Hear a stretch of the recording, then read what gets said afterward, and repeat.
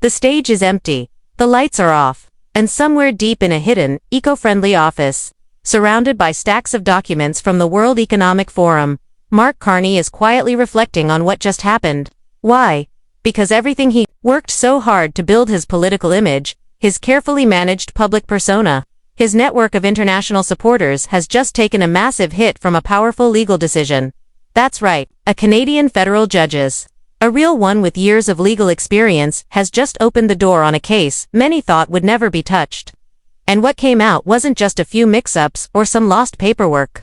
It was far bigger than that. Think of it like a behind-the-scenes look at a system that was supposed to work but didn't.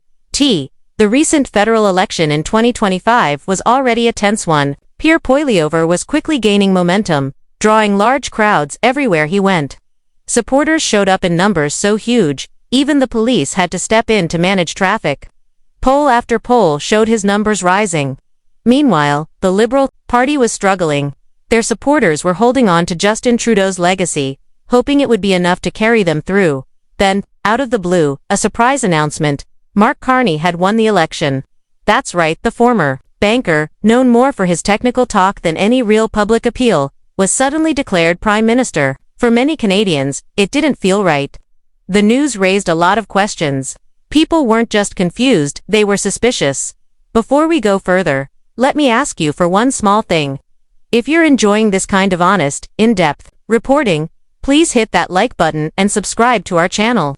Most of you watch the content but don't subscribe, and even though it's free, it helps us out a lot. Thanks for supporting what we do. Okay, back to the story. Voters across the country were stunned. Many thought, wait, him. The whole situation didn't sit well with people. It didn't feel like the usual issues that pop up during an election. It felt deeper, like something had seriously gone wrong. And now, with the release of a new court ruling from the Superior Court, those fears are starting to be confirmed. The judge's ruling triggered an official recount in multiple areas, 11 ridings so far, and more could be added. But this isn't your average routine recheck. This is a full, top-to-bottom review of the entire voting process. A major audit is now underway, and early signs show that things may have been far messier than anyone expected. Let's talk about the ballots.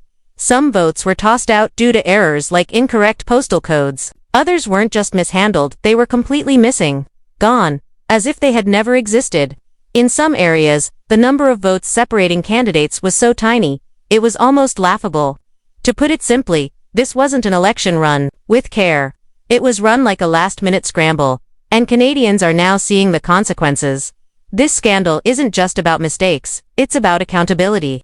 It's about trust in the democratic system. People want to believe their vote counts, and now many are wondering if it ever did. In Newfoundland's Terra Nova, the race was so tight that the difference between candidates came down to a single vote. Yes, you read that right.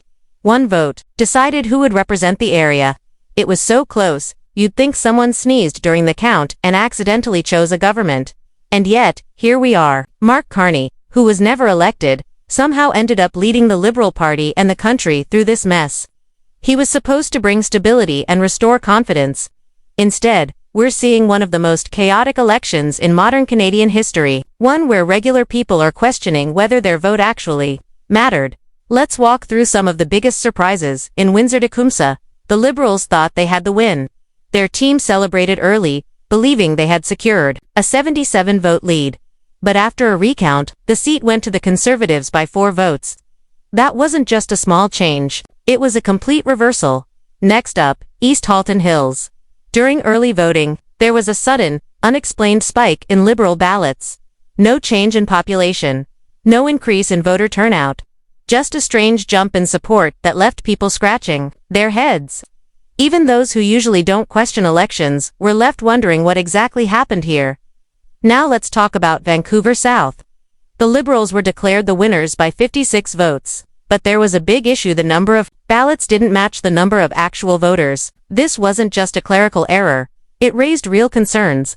Who voted? Where did those ballots come from? The numbers didn't add up. Over in Halifax, things were no better. Some ballots from one area were mixed up and counted in the wrong place. That's like sending your rent money to the wrong landlord and still expecting to keep your apartment. It just doesn't work.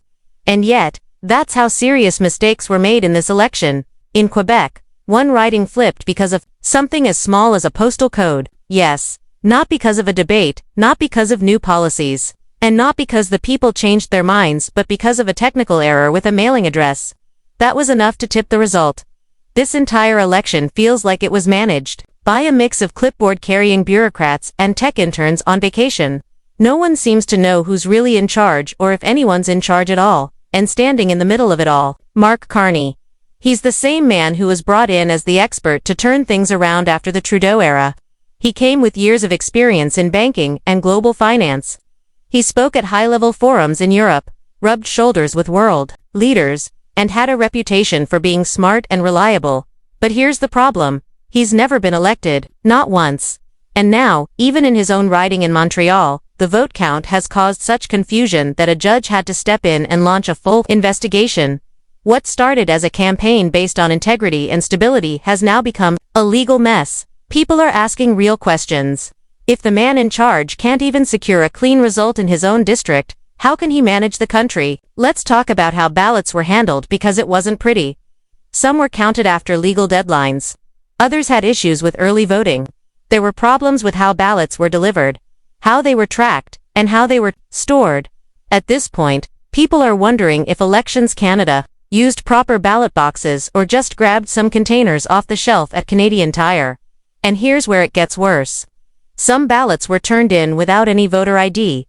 Others didn't even have security seals, no identification, no proper protection. But somehow, these votes were still included in the final count. It's as if writing your vote on a napkin and handing it to a moose was enough to get it counted. Elections Canada brushed it off, calling these clerical errors. But this isn't a spelling mistake. This is the future of the country. And treating it like a minor typo has Canadians furious. You can't run a democracy like you're editing a Word document. Pierre Poilievre isn't staying quiet about it either. He's been out speaking to voters across the country, and he's calling it exactly what it is. He said if Mark Carney can't even win his seat without questions and confusion, how can anyone trust him to run the country? And honestly, it's a valid point. While Pierre holds live town halls, connects with regular people, and lays out clear policies, Mark Carney has gone silent. He hasn't held a single full press conference since the story broke. The man who once demanded open dialogue is now hiding behind short, robotic press statements. They sound like something written by a tired intern or worse, an AI on a bad day. Inside the Liberal Party, the atmosphere is pure chaos. Internal polls are crashing. Swing voters are leaving in large numbers. Even longtime supporters are backing away. The big climate agenda, not looking so solid anymore. Staffers from the Trudeau era are leaking information left and right. Many of them are blaming Carney's closest advisors for mishandling the situation. And over in the Prime Minister's office, it's being described as a disaster zone. Some say it feels more like a puzzle room than a workplace. Members of Parliament, from ridings where recounts are happening, are avoiding media. Some won't answer their phones. Others are even avoiding legal requests. And yet, Carney's office keeps saying everything is under control, just routine procedure. Right, and the Titanic just had a small navigation issue. Even top Liberal insiders are starting to say what no one thought they would. This government might not survive the year. At this pace, Canadians could be voting again before the Halloween decorations come down. But let's remember what this election was supposed to be. This was the moment for the Liberal Party to rebuild. After all the previous scandals, after the ethics investigations, the questionable vacations, the blackface controversies, and the We Charity breakdown, this was supposed to be their fresh start. They had a chance to fix their image, to move on, to reset. Instead, they pressed the self-destruct button, and Mark Carney, he's not leading with vision or clarity. He's simply trying to manage a mess that keeps getting worse by the day. This isn't leadership, it's damage control. And Canadians are watching. Mark Carney spent years working with the world's top banks and shaping global finance. But now, he can't even manage a national election properly. His time in charge has barely started, and already things are falling apart. What we're seeing here isn't just a small problem, it's a clear sign that something much bigger is broken. Much bigger is broken. The systems Canadians trusted, the institutions meant to protect democracy, are now showing serious cracks.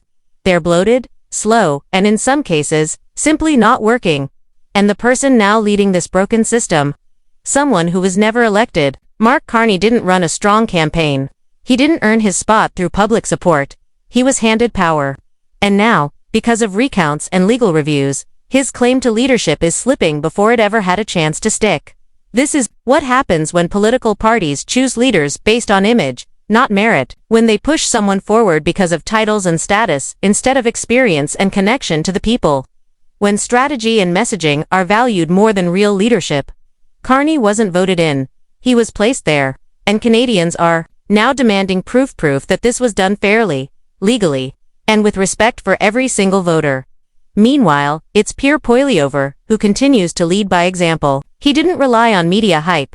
He didn't dodge interviews. He didn't hide when questions got tough. He faced Canadians directly, spoke clearly, and earned their trust. While Carney was shaking hands with international consultants, Pierre was meeting with everyday Canadians, truck drivers, small business owners, farmers, and young people who feel left behind. He listened, and they responded. And now it looks more and more like Pierre was right the entire time. So what happens next? Maybe it means going back to the polls. Maybe a legal battle is coming. Or maybe the entire election system needs to be reviewed and rebuilt. Whatever comes, one thing is crystal clear. Canada can't continue under this cloud of confusion and doubt. Mark Carney isn't showing leadership. He's barely managing the basics. This isn't government, it's a performance. And Canadians aren't buying tickets to the show anymore. It's time for real change. That means recounting the votes properly. This time, that means rebuilding public trust. And most importantly, that means giving power back to the people, not to insiders or elites who treat leadership like a private club. Because this isn't about which party you support, it's about what's right and what's wrong.